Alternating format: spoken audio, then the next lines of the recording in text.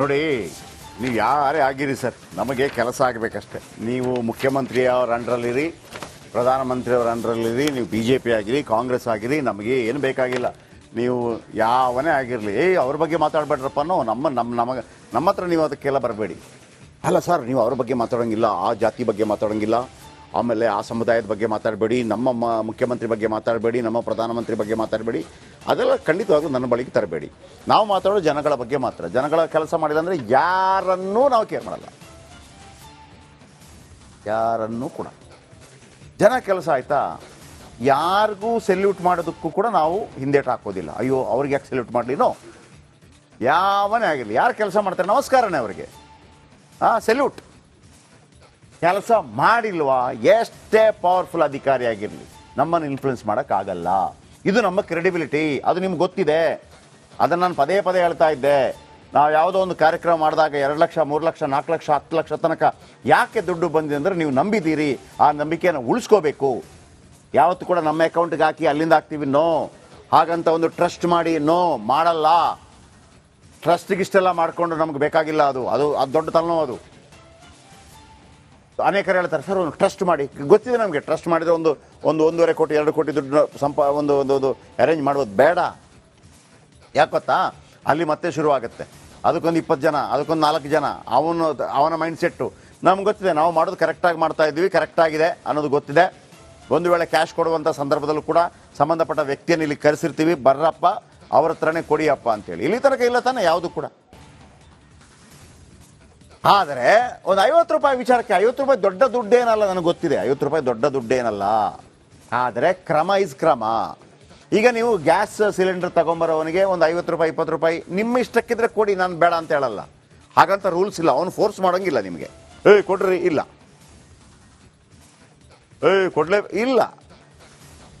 ನೀವಾಗಿ ಇಷ್ಟಪಟ್ಟರೆ ಬಾರಪ್ಪ ಒಂದು ಊಟ ಮಾಡೋ, ಕೊಡಿ, ಯಾರು ಬೇಡ ಅಂದಿಲ್ಲ. ಈ ಹೇರಿಕೆ ಅನ್ನೋದಿದೆಯಲ್ಲ, ಹಿಂದಿ ವಿಚಾರದಲ್ಲೂ ಅದೇ ಹೇಳೋದು. ಹಿಂದಿ ನಮಗೆ ಬೇಡುವ ಭಾಷೆ ಬೇಕು, ಬೇರೆ ಭಾಷೆಗಳು ಏನು ಗೊತ್ತಾಗಬಾರ್ದು, ಗೊತ್ತಾಗಬೇಕು. ಯಾವುದಾದ್ರೂ ಬೇರೆ ತಮಿಳು ತೆಲುಗು ಮತ್ತೊಂದು ಭಾಷೆ ಕಲಿಬೇಕು, ಕಲಿಯೋಣ. ಕಲೀಲೇಬೇಕು, ಅದಾಗಲ್ಲ, ಅದಾಗಲ್ಲ.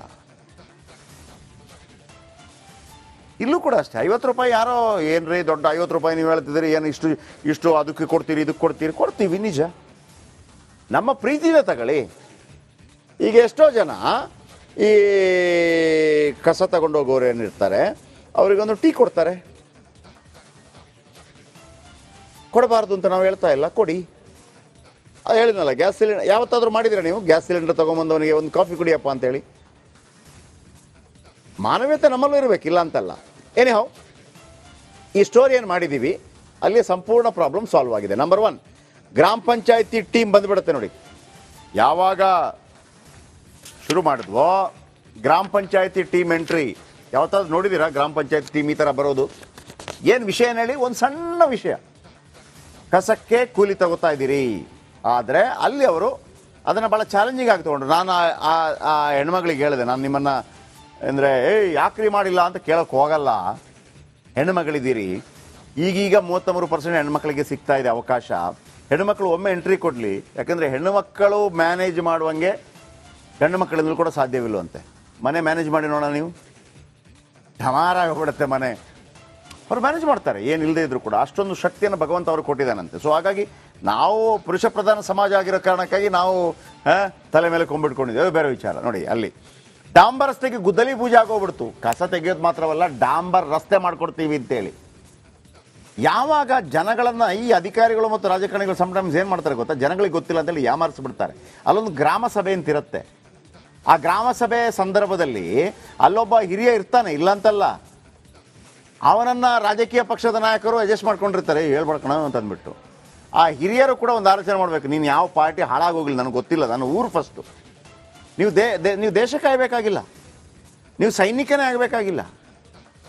ಯಾರು ಹೇಳಿದ್ದು ಸೈನಿಕ ಒಬ್ಬನೇ ದೇಶ ಕಾಯೋದು ಅಂತೇಳಿ? ಹಾಗೇನಿಲ್ಲ. ನೀವು ನಿಮ್ಮ ಊರನ್ನು ಕಾಯಿದ್ರೆ ಅದು ಕೂಡ ದೇಶ ಕಾಯೋದೆ. ಬಾರ್ಡ್ರಲ್ಲೇ ನಿಲ್ಲಬೇಕು ಅಂತೇನಿಲ್ಲ. ಅಥವಾ ದೇಶದ ಬಗ್ಗೆ ನಾನು ಯಾವುದು ತಲೆ ಕೆಡಿಸ್ಕೊತಾ ಇಲ್ಲ, ಬಟ್ ಕರೆಕ್ಟಾಗಿ ಟ್ಯಾಕ್ಸ್ ಕಟ್ತಾ ಇದ್ದೀನಿ ಅಂತಂದ್ರೂ ಕೂಡ ಅವನು ದೇಶ ಕಾಯೋನೆ. ಯಾಕಂದರೆ ಆ ದೇಶ ಕಾಯೋನು ಕೂಡ ನಾವು ಸಂಬಳ ಕೊಡಬೇಕಲ್ಲ, ಅಷ್ಟೇ. ಪ್ರತಿಯೊಬ್ಬರು ಕೂಡ ಯೋಧರೇ. ಆಮೇಲೆ ನೋಡಿ ಹೊಸ LED ಲೈಟ್ ಬಂತು, ಚಾನ್ಸು 50 ರೂಪಾಯಿಗೆ ಹೋಗಿದ್ದು ಎಲ್ಲ ಬಂದ್ಬಿಡ್ತು. ಆಮೇಲೆ ಹೊಸ ನೇಮ್ ಬೋರ್ಡ್ ಅಳವಡಿಕೆ ಬೇಕು, ಕರೆಕ್ಟಾಗಿ ಮಾಡಿದ್ರೆ ಬೇಕು, ಕಾಲಿದ್ರೆ ಬೇಡ. ರೋಡೆಲ್ಲ ಕರೆಕ್ಟ್ ಆದ ನಂತರ ಹಾಕಿ, ಇಲ್ಲ ಸುಮ್ಮನೆ ಹಾಕಬೇಡಿ. ರಿಪಬ್ಲಿಕ್ ಕನ್ನಡಕ್ಕೆ ಧನ್ಯವಾದ ಹೇಳಿದರು. ಆಮೇಲೆ ನಮ್ಮ ಗುರುಪ್ರಸಾದ್ ಯಾರು ಮೈಲಾರಿ, ಮೈಲಾರಿ ಪಟಾಕ್ ಅವರಿಗೆ ಪ್ರತಿನಿಧಿಗೆ ಸನ್ಮಾನ. ಶಾಬಾಷ್.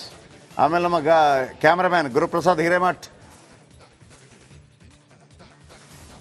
ಆಮೇಲೆ ಬೆಳಗಾವಿಯ ರಿಪೋರ್ಟ್ ನಂಬರ್ ಕೊಡ್ತೀನಿ ಇವತ್ತು ನಾನು, ಅವ್ರಿಗೊಂದು ಥ್ಯಾಂಕ್ಸ್ ಹೇಳಿ ಬೇಕಿದ್ರೆ ಈತ ಕೆಲಸ ಮಾಡಿದ್ದಾರೆ ಅಂತ. ನಂಬರ್ 1. ಎರಡನೇದಾಗಿ ಬೆಳಗಾವಿಗೆ ಸಂಬಂಧಪಟ್ಟ ಚಿಕ್ಕೋಡಿಗೆ ಬೇರೆ ಇದ್ದಾರಲ್ಲ ನಮ್ಮಲ್ಲಿ, ಬೆಳಗಾವಿಗೆ ಸಂಬಂಧಪಟ್ಟ ಯಾವುದೇ ಸ್ಟೋರಿ ಇದ್ರೂ ಕೂಡ ನಮ್ಮ ಮೈಲಾರಿ ಅವರಿಗೆ ಒಂದು ಕಾಲ್ ಮಾಡಿ ವಿಷಯ ಹೇಳಿ. ಹಾಗಂತ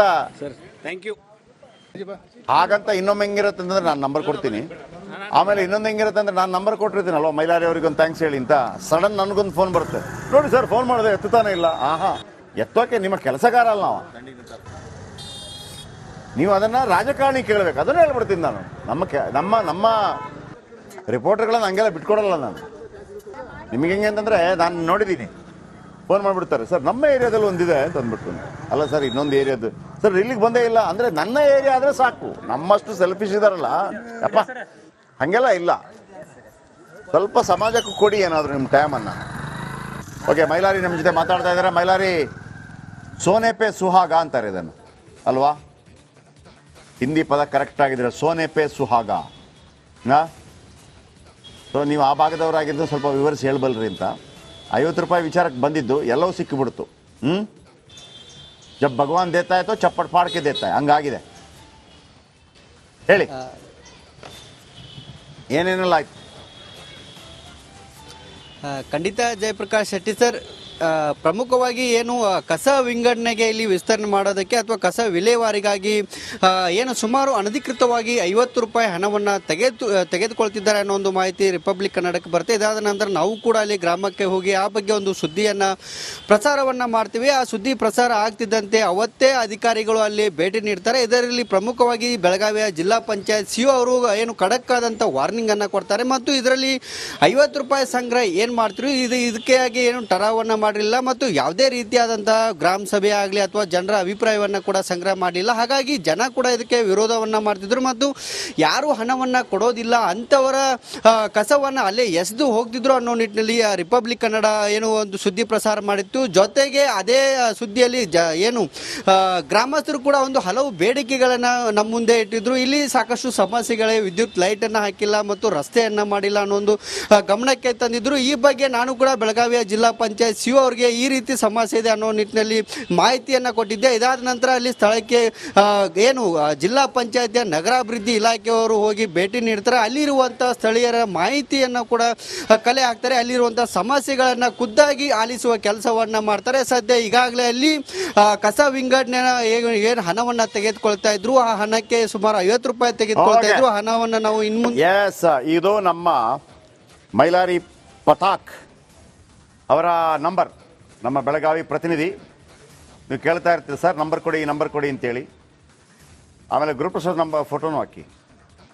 ಮೈಲಾರಿ ಇವರ ನಮ್ಮ ಬೆಳಗಾವಿ ಪ್ರತಿನಿಧಿ 874888444689.